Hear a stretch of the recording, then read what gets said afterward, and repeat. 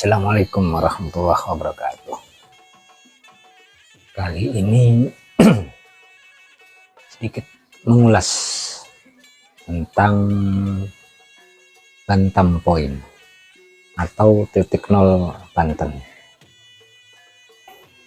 Gimana titik nol Banten? Nah, atau juga titik nol Jawa. Kita sering mengenal titik nol Denles yang di Anyar Panarukan, tapi ini sedikit yang agak berbeda, itu titik nol Bantam atau Bantam Point. Di mana lokasinya?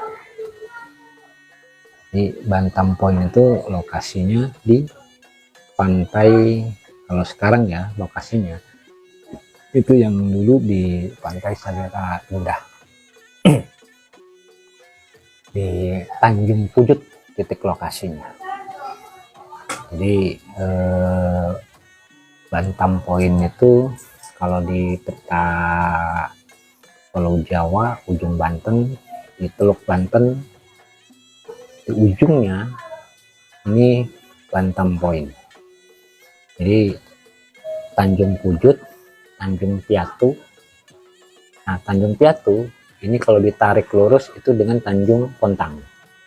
Nah, Tanjung Pujut ini Bantam Point. Jadi itu bahasa Portugis, Pujut itu. Asal kata dari Puunek.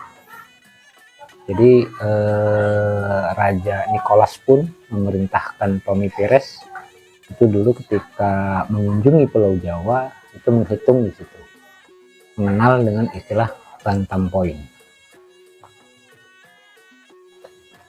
Nah, makanya tidak jauh dari Bantam Point itu pulau yang nomor 1 itu dikenal dengan istilah Pulau Salira. Salira itu bahasa Karuhun, bahasa Buhun, artinya satu. Mungkin di bahasa Sunda dikenal dengan istilah Nyalira, Salira. Maka ada Pulau Salira, Pulau Kale, Pulau Telu, Pulau Papat, Pulau Lima, baru Karangantu.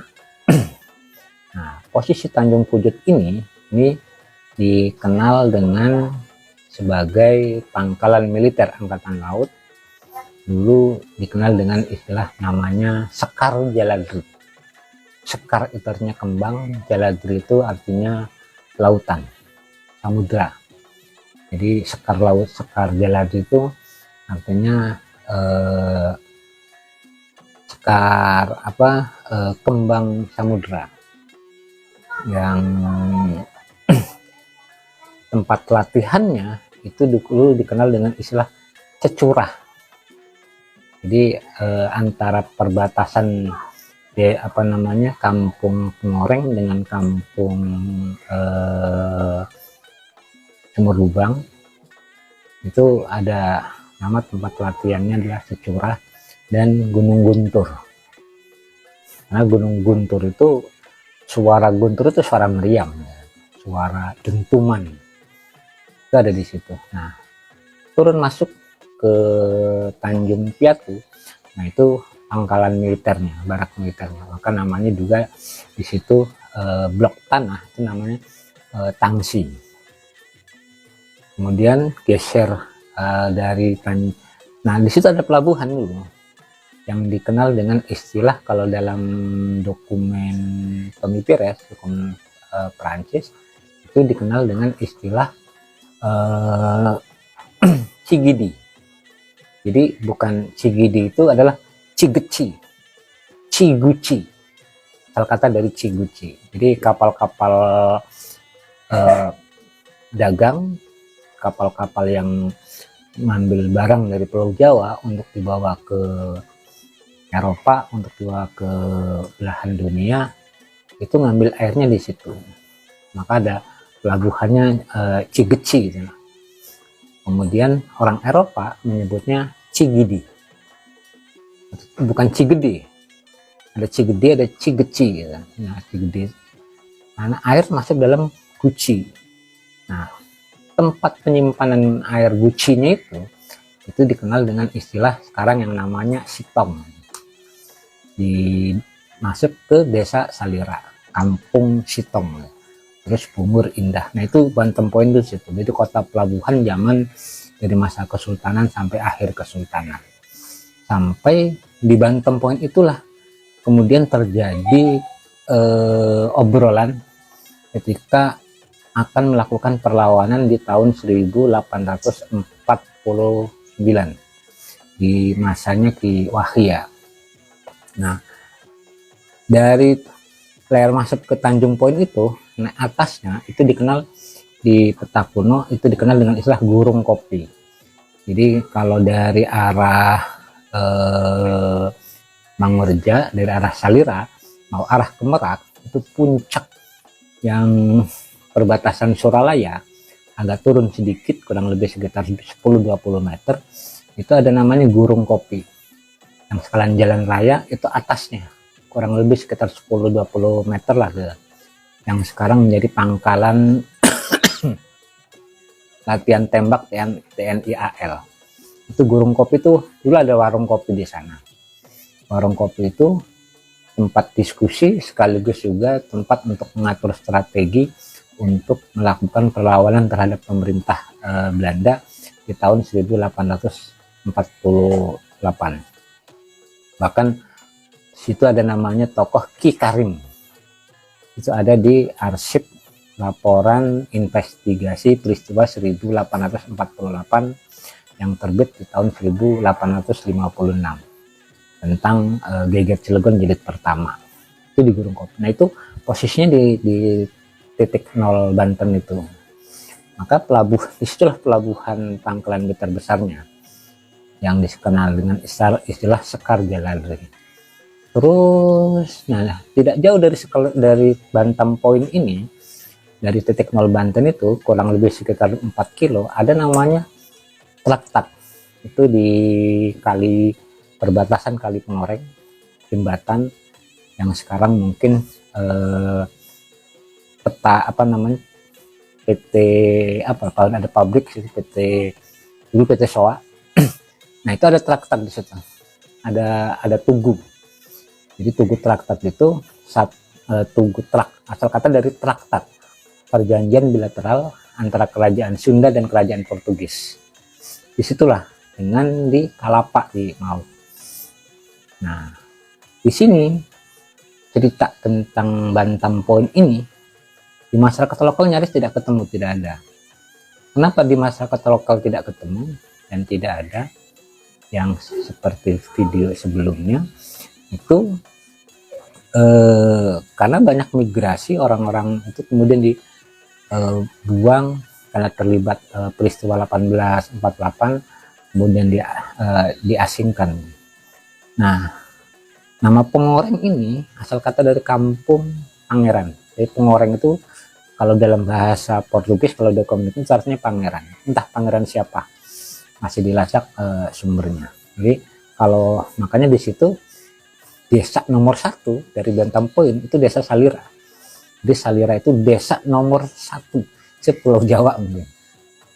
Karena itu Salira itu artinya 1. Jadi desa Salira, kemudian Mangurja.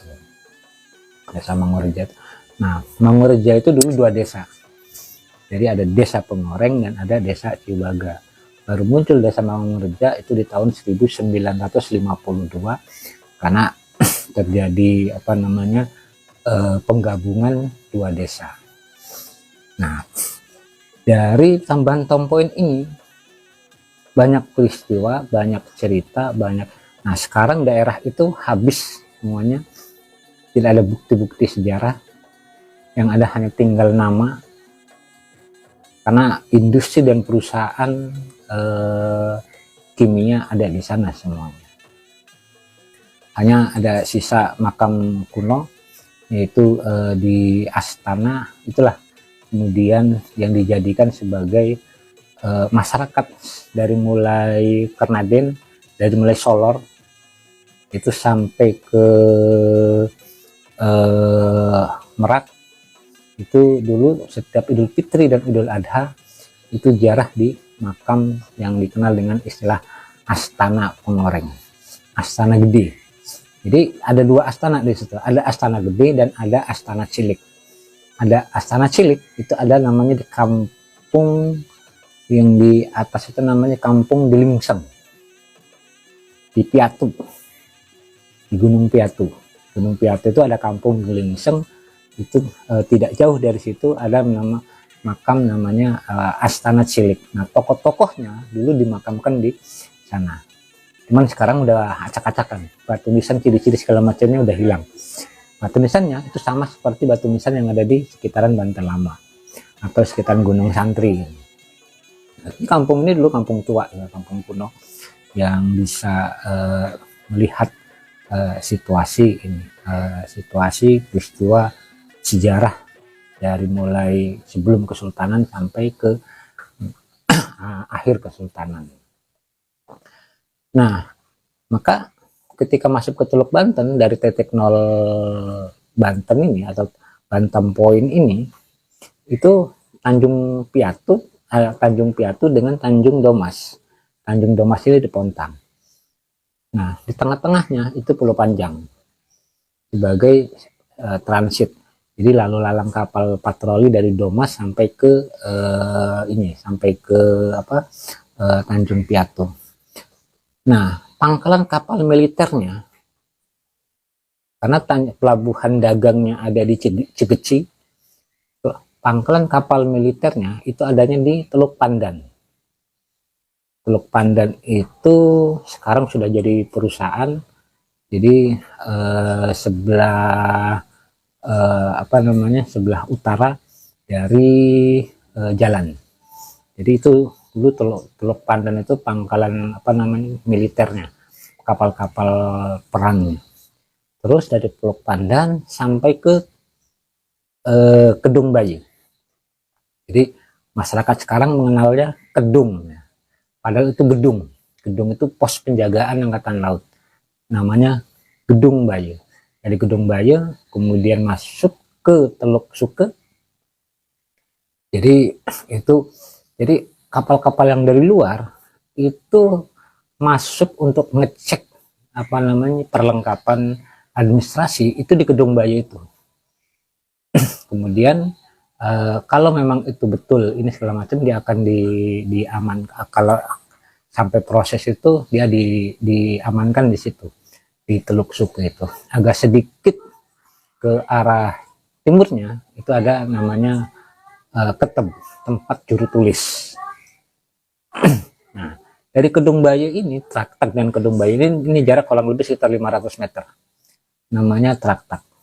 Jadi asal kata dari traktat. Traktat itu adalah traktat itu perjanjian bilateral antara kerajaan Sunda dengan Portugis.